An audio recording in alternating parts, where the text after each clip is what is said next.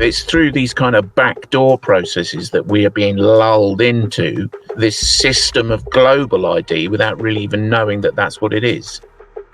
What it really is a linchpin for the so-called Sustainable Development Agenda, as a lot of the SDGs rely on some sort of digital ID system being in place. If you take the specific targets of each goal, you add them together, there's about 92 separate specific kind of broad targets. And I think the UN says that 47 of those are dependent upon SDG 16.9, which is to roll out digital identity to everyone on the planet. That's the goal.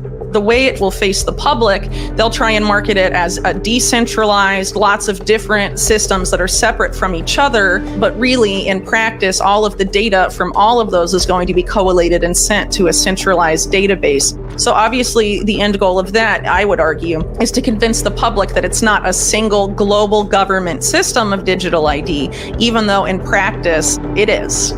One of the first things they did was set up the ID 2020 overarching framework. And I think it's important to stress what that is.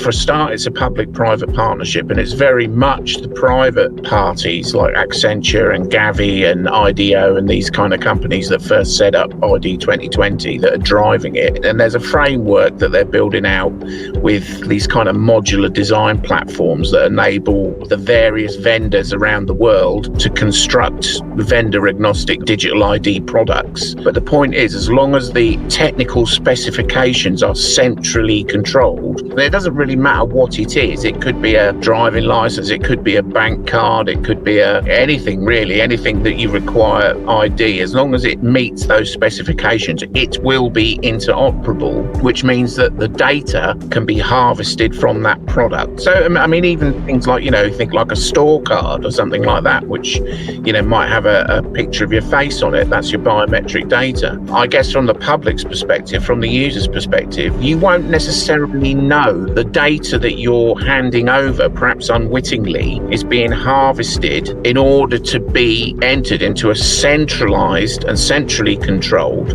system, which is more like a network of global ID.